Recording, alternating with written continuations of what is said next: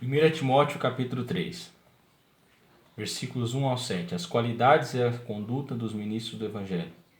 8 ao 13, dos diáconos e suas esposas. 14 ao 16, a razão para escrever sobre estes e outros assuntos da igreja. Versículo 1 ao 7.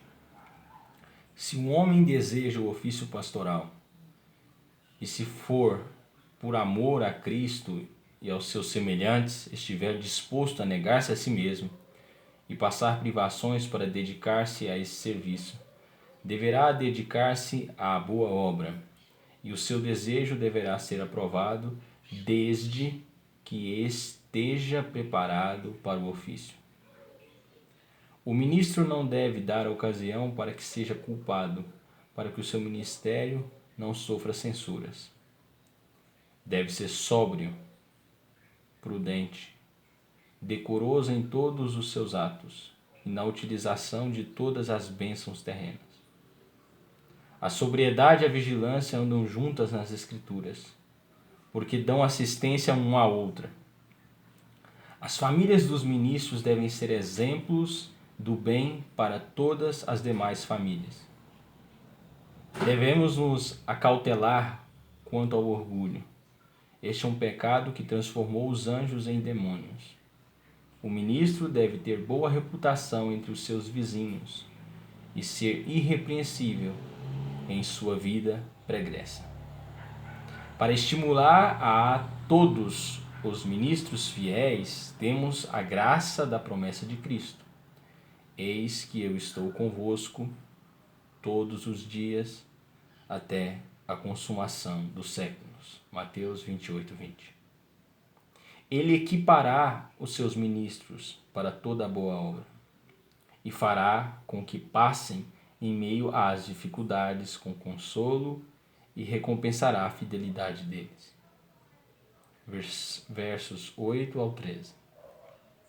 Os diáconos foram primeiramente nomeados para distribuir a caridade da igreja e administrar os seus interesses, mesmo havendo entre eles pastores e evangelistas.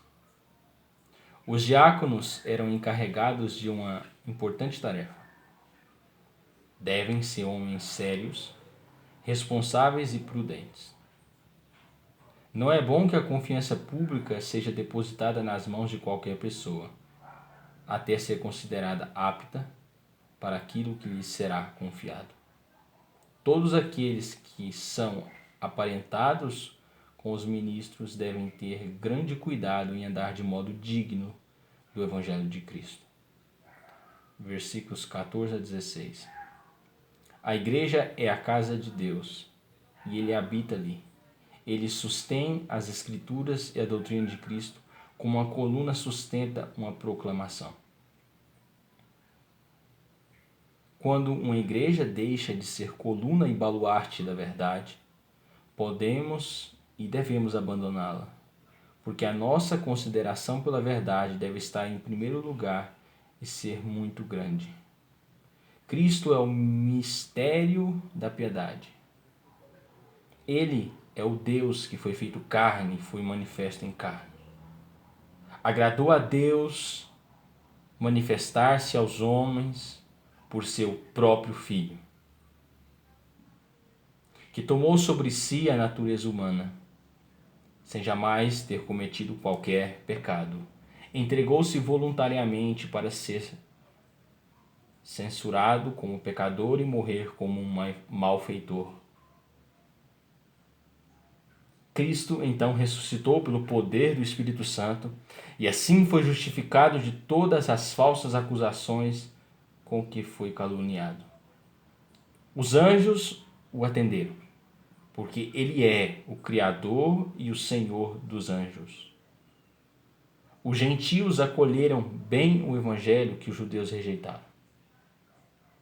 Lembremo-nos de que Deus se manifestou em carne para tirar os nossos pecados, para redimir-nos de toda iniquidade e purificar para si mesmo um povo peculiar, zeloso e de boas obras. Estas doutrinas devem ser exibidas como fruto do Espírito Santo em nossa vida.